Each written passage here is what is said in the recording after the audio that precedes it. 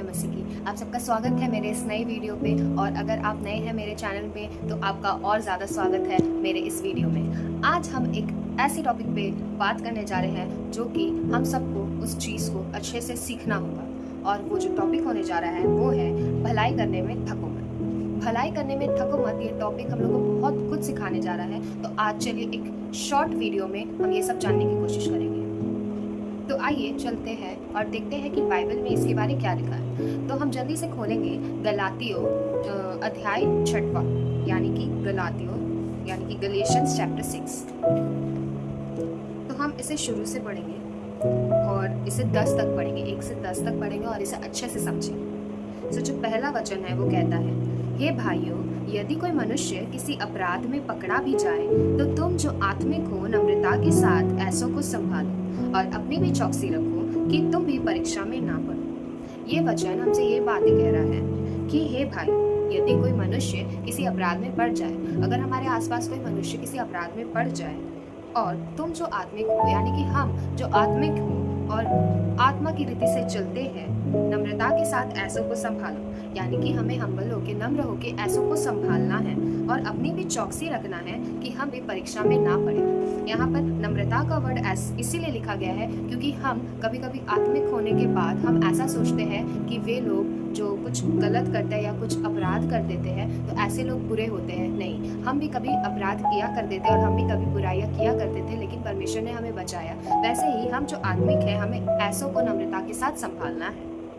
दूसरा वचन है, जो सेकंड वाला वर्स है वो है, तुम एक दूसरे का भार उठाओ और इस प्रकार मसीह की व्यवस्था को पूरी करो। परमेश्वर का वचन कहता है कि तुम एक दूसरे का भार उठाओ और परमेश्वर की व्यवस्था को पूरी करो, यानी कि हमें एक दूसरे की मदद करना है, यानी कि एक दूसरे की मदद, भलाई, सब कुछ हमें एक दूसरे के लिए करना है, क्योंकि यह परमेश्वर मसीह की व्यवस्था को पूरी करती है। ठीक है। तीसरा वचन है वो ये कहता है, क्योंकि यदि कोई कुछ ना होने पर भी अपने आप को कुछ समझता है तो अपने आप को धोखा देता है। तो ये वचन हमें यह समझाने की कोशिश कर रहा है कि जो लोग अपने आप को कुछ समझते हैं, यानी कि कुछ इस तरीके से समझते हैं कि हम कोई स्टैंडर्ड में है, कोई लेवल में, अगर इस तरीके से समझते हैं लेकिन कुछ ना होने पर भी, यानी कि वो कुछ है भी नहीं फिर भी वो ऐसा सोचते हैं खुद के लिए, तब वह अपने आप को धोखा देते हैं। यानी कि हम अगर कुछ भी नहीं है फिर भी हम ऐसा सोचते हैं कि हम उससे बड़े हैं या कुछ ऐसा कुछ, तो ऐसा होने से वो खुद को ही धोखा देते हैं। आइए चौथा वाला वचन पढ़ते हैं। तो हमारा चौथा वर्स कुछ ऐसा कहता है, हर एक अपने ही काम को जांच ले और तब दूसरे के विषय में नहीं परंतु अपने ही विषय में उसको घमंड करने का अवसर होगा। पर हर एक अपने ही काम को जांच ले, यानी कि हम सब, मतलब हम हर एक इंसान को अपना ही काम जो कि जांचना है और देखना है कि हम कुछ गलत तो नहीं कर रहे, सब सही तो कर रहे हैं, और तब दूसरे के विषय में नहीं परंतु अपने ही विषय में उसको घमंड करने का अवसर होगा। यानी कि अगर हमें घमंड भी करना है तो हमें इस बात पर घमंड करना चाहिए कि हम सब कुछ सही कर रहे हैं, कुछ गलत नहीं कर रहे हैं, और हमें इस पर सिर्फ खुद को ही देखना है, हमें किसी और को देखकर उनका न्याय नहीं करना है, हमें बस खुद को ही देखना है और खुद को ही ऐसा सोचना है कि अगर हम कहीं गलत है तो उसे सुधारें और इस पर ही घमंड करें कि हम कुछ भी गलत नहीं कर रहे हैं, सब कुछ सही कर रहे हैं। अगला वचन है, क्योंकि हर एक व्यक्ति अपना ही बोझ उठाएगा। तो ये जो चौथा में लिखा है वो पांचवा में लास्ट में कंक्लूजन हमें बताता है कि क्योंकि हर एक व्यक्ति अपना ही बोझ उठाएगा, तो अगर हम इस दुनिया में रहकर किसी और के चाल चलन को देखकर अगर न्याय करते हैं या कुछ बुरा भला कहते हैं तो फिर क्या फायदा। हमें तो खुद को देखना है, क्योंकि हर एक व्यक्ति खुद का बोझ उठाएगा। आइए हम छठा और सातवां पढ़ते हैं। जो वचन की शिक्षा पाता है वह सब अच्छी वस्तुओं में लिखने वाले को भागी करे। जो वचन की शिक्षा पाता है वह सब अच्छी वस्तुओं में सिखाने वाले को भागी करे। धोखा ना खाओ, परमेश्वर ठट्ठों में नहीं उड़ाया जाता, क्योंकि मनुष्य जो कुछ बोता है वही काटेगा। यानी कि ये 6 और 7 कहता है कि जो वचन से शिक्षा पाता है, यानी कि अगर हम वचन पढ़ के कुछ शिक्षा पाते हैं और सब अच्छी वस्तुओं में सिखाने वाले को भागी करें।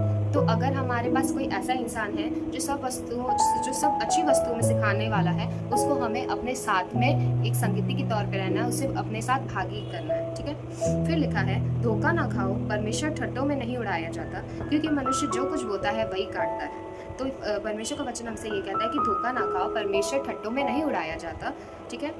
क्योंकि मनुष्य जो कुछ बोता है वही काटेगा, यानी कि आज अगर हम कुछ बोते हैं तो वही हम उसे आने वाले समय में काटेंगे भी। इसीलिए हमें परमेश्वर को ठट्ठों में नहीं उड़ाना है, और चाहे अगर हम नॉर्मली भी बोल देते हैं या कुछ ऐसे ही मजाक कर देते हैं तो वो भी हमें नहीं करना है।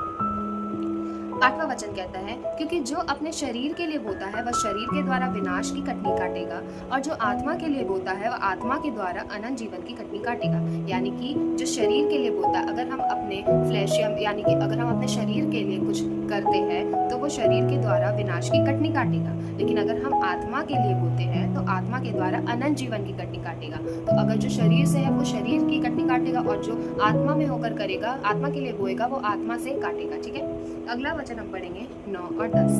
हम भले काम करने में साहस ना छोड़ें, क्योंकि यदि हम ढीले ना हो तो ठीक समय पर कटनी काटेंगे। ये वचन कहता है हमें भले काम करने की साहस कभी भी नहीं छोड़नी चाहिए, क्योंकि यदि हम ढीले हो गए, यानी कि अगर हम ये काम छोड़ देते हैं तो ठीक समय पर कटनी, यदि हम ढीले ना हो, यानी कि अगर हम ढीले नहीं हुए और लगातार से कंसिस्टेंट होकर किसी की भलाई करें और भले काम करने का साहस ना छोड़े, तो हम अपनी कटनी सही टाइम पे काटेंगे। ठीक है, 10वां वचन कहता है, इसलिए जहाँ तक अवसर मिले हम सबके साथ भलाई करें, विशेष करके विश्वासी भाइयों के साथ। तो परमेश्वर का वचन कहता है, इसलिए जहाँ तक अवसर मिले, जहाँ भी हमें कभी भी अवसर मिले किसी की मदद करने का या किसी की भलाई करने का, तब सबके साथ भलाई करें, विशेष करके जो हमारे विश्वासी भाई बहन होते हैं उनके साथ। यानी कि अगर हमें छोटा से छोटा मौका भी मिलता है किसी का भलाई करने का, तो हमें रुकना नहीं चाहिए, परंतु अंदर से हमें भलाई करना, मतलब अंदर से हमें ऐसा होना चाहिए कि हम इसी के लिए बने हुए और हमें सबकी भलाई ही करनी है, और ये खुद से होना चाहिए। ऐसा नहीं कि हम सोचेंगे फिर करेंगे, पर ये खुद से अंदर से आना चाहिए। आइए अब हम जल्दी से जानेंगे कि आज हमने क्या क्या सीखा। तो हमारा जो टॉपिक था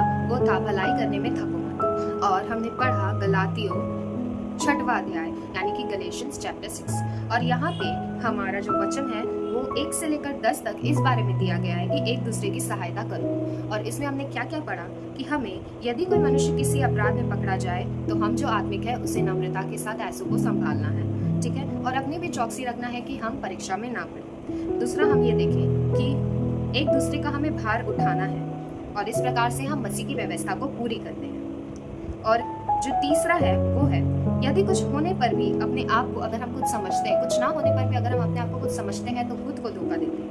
चौथा ये कि हर एक अपने ही काम को जांच ले, यानी कि हमें अपने ही काम को जांचना है, और दूसरों के विषय नहीं परंतु अपने ही विषय हमें अपने कामों को जांचना है, अपने मनों को जांचना है कि हम क्या कर रहे हैं, और इसी के विषय हमें अब खुद पे घमंड करना है कि हम ये चीज़ हर चीज़ सही करें और कुछ भी गलत नहीं करें। इसी चीज़ में हम घमंड कर सकते हैं, क्योंकि हमें खुद का बोझ उठाना है, हमें किसी और का बोझ नहीं, परंतु हर एक व्यक्ति खुद का बोझ उठाएगा। ठीक है, उसके बाद हम 5वां देखते हैं कि धोखा ना खाओ, परमेश्वर ठट्टों में नहीं उड़ाया जाता। परमेश्वर ठट्टों में नहीं उड़ाया जाता। हमें कोई भी बातों को, कोई भी चीज़ों को ठट्टों में नहीं उड़ाना है, क्योंकि कुछ भी गलत हो सकता है, और हमें कुछ भी ऐसे ठट्टों में नहीं उड़ाना चाहिए, क्योंकि जो हम बोते हैं वही काटेंगे। जो इंसान, और 6वां है कि जो इंसान शरीर के लिए बोता है वह शरीर के लिए काटेगा, और जो आत्मा के लिए बोता है वह आत्मा के लिए काटेगा। 7वां है कि हमें कभी भी भले काम करने के लिए साहस नहीं छोड़ना है, परंतु जहाँ कहीं अगर हमें मौका मिले तो हमें भले काम भलाई करनी है। ठीक है, अगर हम ढीले ना हुए तो सही टाइम पे हम उसे काटेंगे, उसकी कटनी काटेंगे। ठीक है, और जो हमारा 8वां था यानी कि लास्ट पॉइंट वो है, इसलिए जहाँ तक अवसर मिले हम सबके साथ भलाई करें, विशेष करके विश्वासी भाइयों के साथ, विशेष करके विश्वासी भाइयों के साथ हमें भलाई करें।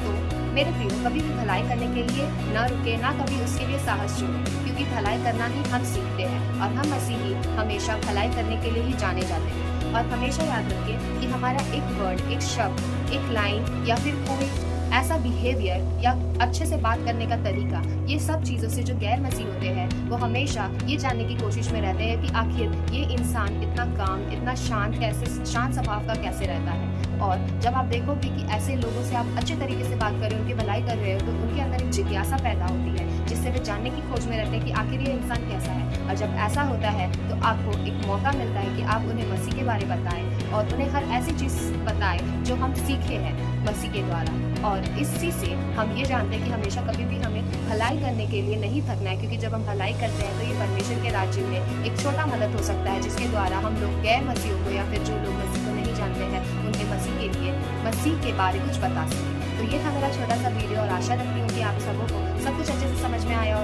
था। और ये शॉर्ट वीडियो में मैंने बहुत कुछ आपको एक्सप्लेन करने की कोशिश की है। नेक्स्ट वीडियो में हम जल्द ही मिलेंगे, तब तक के लिए सभी को प्रेज़ द लॉर्ड एंड जय मसीह।